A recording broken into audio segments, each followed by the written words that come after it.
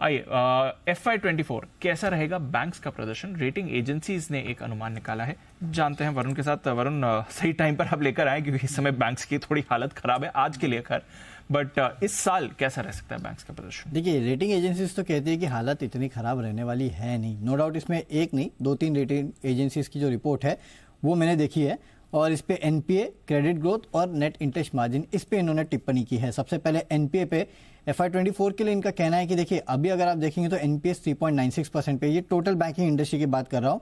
इनका कहना है कि यहाँ से और 1% के आसपास की गिरावट आ सकती है, 2.63% पे आ सकते हैं और नेट एनपीए 0.97% से गिर के 0.83% के आसपास आ सकते हैं। इनफैक्ट 2012 के बाद सबसे निचले स्तर पर बैंकों के एनपीए जो है वो FY24 में पहुंच सकते हैं। जहां तक क्रेडिट ग्रोथ की बात है तो इनका कहना है कि क्रेडिट ग्रोथ बेहतर रहेगी, लेकिन मोमेंटम जो है वो बैंक्स थोड़ा लूज आउट कर सकते हैं।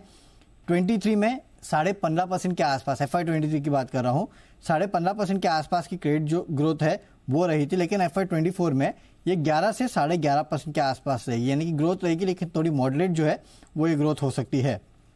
आखिरी में नेट इंटरेस्ट मार्जिन पे है। यहाँ इनका कहना है कि नेट इंटरेस्ट मार्जिन में आपको 10 से 20 बेसिस पॉइंट के आसपास का गिरावट देखने मिलेगी।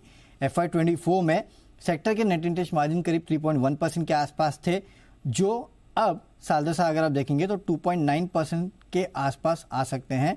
इस तरह का इनका कहना है, यानी कि यहाँ से 10 से 20 बेसिस पॉइंट के आसपास की कमी आ सकती है। एक जो बात इन्होंने की है कि जो ओवरऑल सेविंग्स थी, जितने भी इन्वेस्टर्स हैं उनकी, वो अब शिफ्ट हो रही है कहीं ना कहीं टर्म डिपॉजिट्स की तरफ। इसके लिए इन बैंक्स का जो कासा रेशियो है उसमें थोड़ी दिक्कत आ रही है और उसको मैनेज करने में बैंक्स को थोड़ी दिक्कत है, जिसके कारण आप देख रहे हैं कि नेट इंटरेस्ट मार्जिन में दबाव रह सकता है। तो 3 पैरामीटर पे इन्होंने बैंकिंग सेक्टर के ओवरऑल परफॉर्मेंस को गॉज किया है।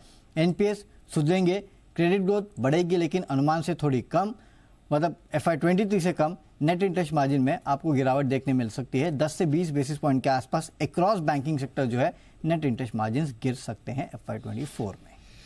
ये इंटरेस्टिंग बात है। और जैन साहब, आज सुबह आई थिंक मार्केट गेस्ट से भी हम यही बात कर रहे थे, क्या ये मान लेना चाहिए कि बैंक्स की जो परफॉर्मेंस था उसका टॉप हो चुका है? स्पेशली ये जो मार्जिन में लगातार बढ़िया एक्सपेंशन हमने Q4 में देखा है, शायद ऐसा हम आगे क्वार्टर्स में नहीं देख पाए।